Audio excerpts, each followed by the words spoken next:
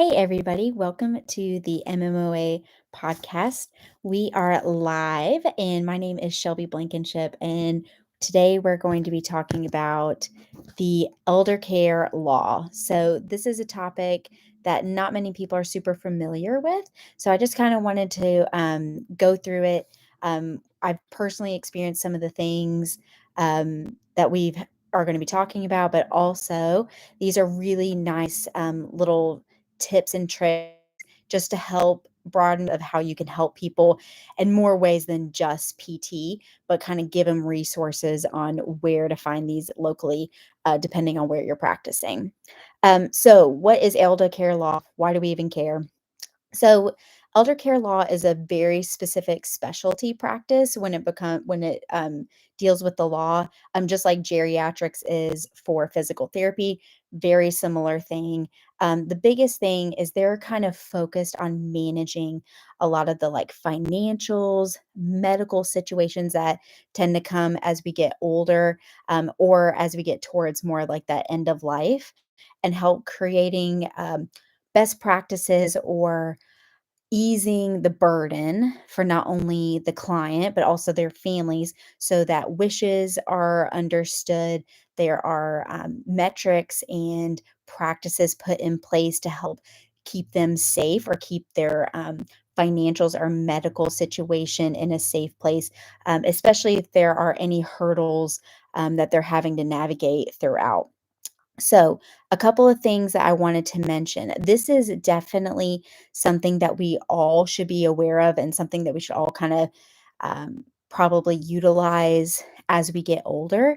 But the situations that I'm thinking of specifically are people who might have like the diagnosis of dementia or have some mental health issues that might limit them a little bit more on creating making sound decisions, especially as they get more into those care or into their um, life and might struggle a little bit more on making decisions that actually make sense, especially from a financial standpoint.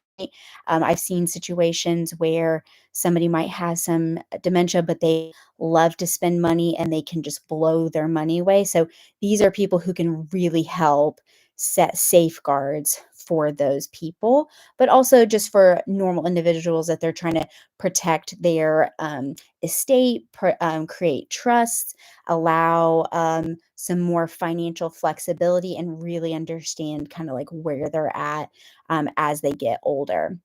So, the two big ones that we kind of mentioned are financials and medical. So, with financials, some things we want to think about is insurance. So, whether like the VA, Medicaid, Medicare, what options they have for Medicare, and what financially makes sense for their situation.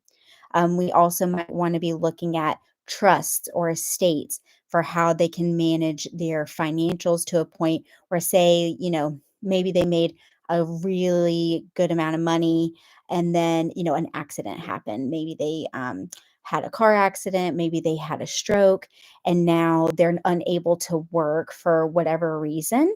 Um, these people can really be helpful in setting up um, good strongholds to make sure that they keep that money safe, not only for themselves, especially if maybe like a TBI is on board and they're not able to make those decisions, but also to make sure it limits the family having to intervene so that there isn't that like weird, awkward situation or hurt feelings between family members because they're not spending it correctly. Those safeguards are already put in place.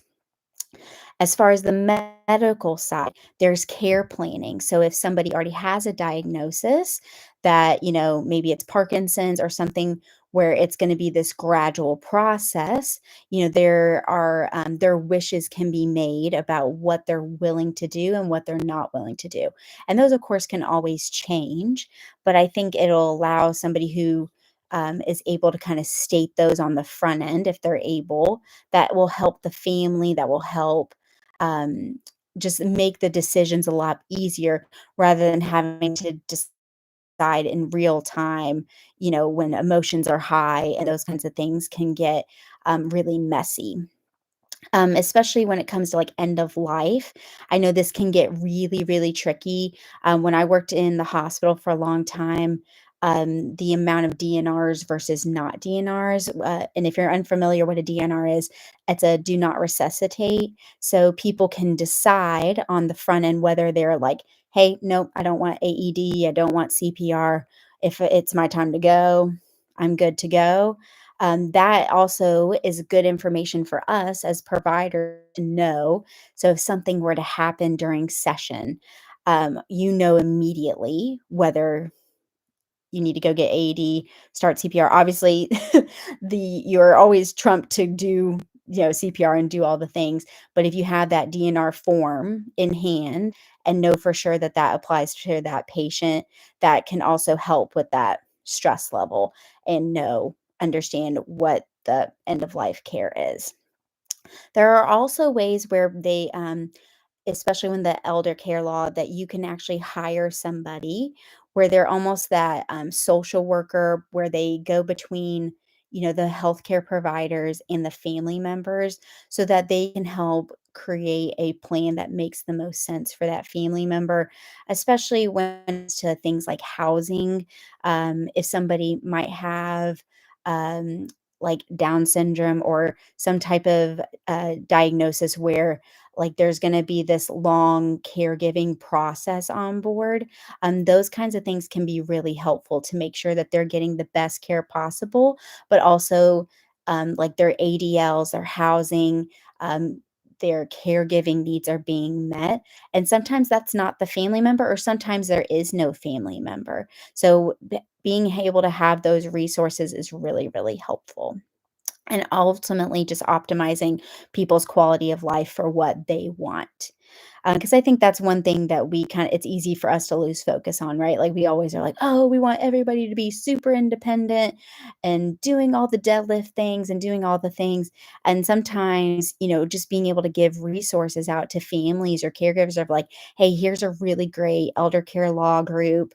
I highly recommend you chat with them when a new diagnosis has come up and they're super concerned about like how is dad going to be able to take care of mom because mom recently had a stroke and dad has Alzheimer's. And those kinds of situations can be really hard to navigate if you're just trying to do it yourself rather than having a whole group where that's their dedication and they can really help wrap your head around like what are the next steps that can provide such a huge um life-giving, just stress reliever, I guess.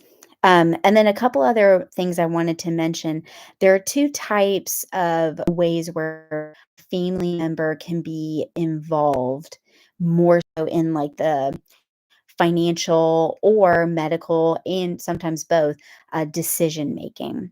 So there is the power of attorney, which I think a lot of people are pretty familiar with. They can be for financial, it could be for medical, but it is a voluntary basis. So the client or the principal person that it's about decides who that person is.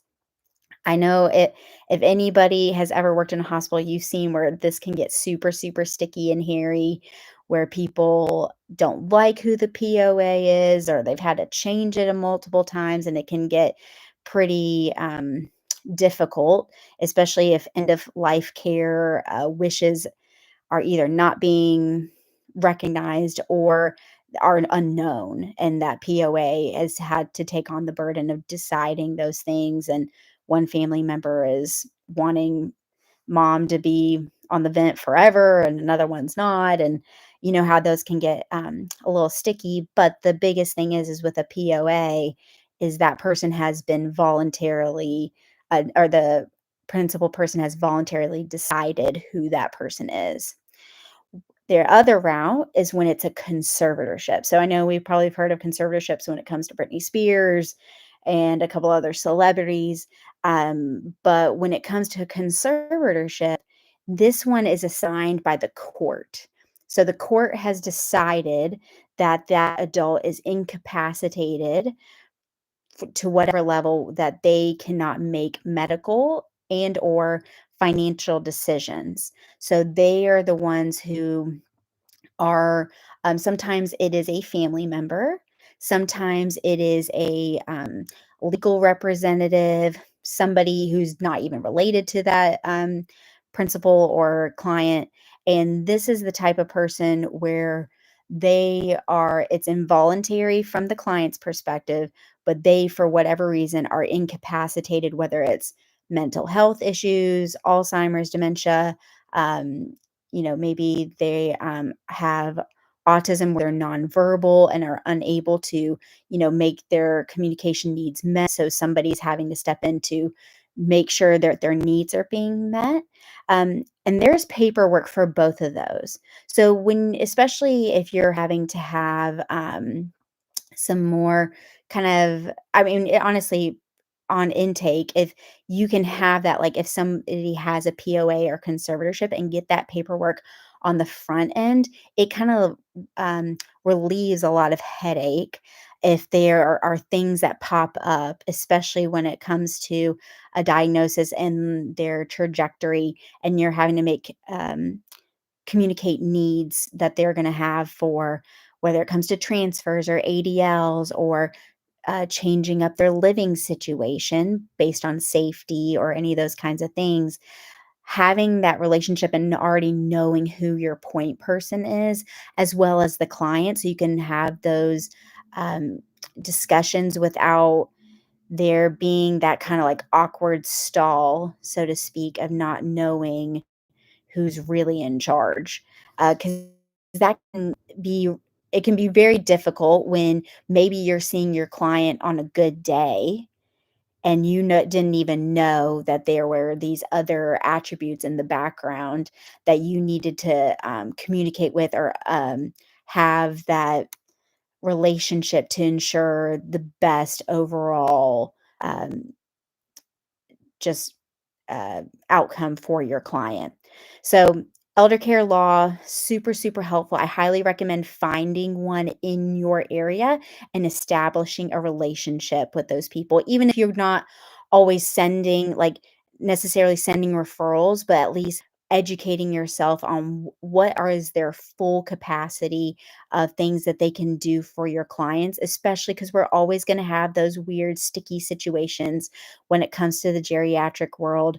You see it all the time, whether it's with spouses, whether it's with family members or caregivers, to ensure that hey, like either one, something's not sitting right, and I think they would benefit from having that kind of third party to represent them and kind of give them more opportunity to be really successful as they age, whether it comes to financials, medical, etc., or just giving that caregiver a little bit of like just some air to breathe because somebody else is taking on the burden of figuring out all these things when it comes to insurance and financials. I think just having those things in your back pocket can be super, super helpful for our patient population and just allows a little bit more holistic approach to ensure that if there's areas that they could use that we can kind of point them in that direction because we're just with them so often. And sometimes when it comes to the primary care physicians and the PAs, they have a lot of things that they're trying to manage with medications and vitals and doing all the things. And sometimes things like this can get easily missed because they're not reading the situation when it comes to what's the relationship really between, spouse, and what is the relationship with the caregiver and all those different types of things. Like this could be really, really nice and helpful to have as a resource for them.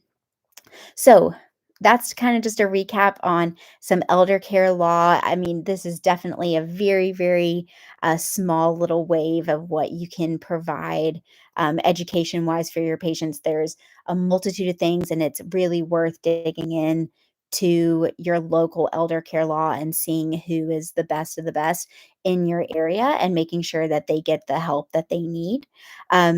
As far as classes that come for MMOA, March 13th, we are starting a new cohort for the L1. May 16th is our next L2 class. So if you're needing that to end up getting your CERT MMOA, make sure to sign up for that. And then we have two upcoming live courses. March 16th is going to be live at Newton, Kansas. And then March 23rd will be live in Madison, Wisconsin. I hope that was helpful for y'all. Please leave comments if you have um, elder care law in your area that you really love so that we can make sure to give them a shout out. Y'all have a great rest of your night.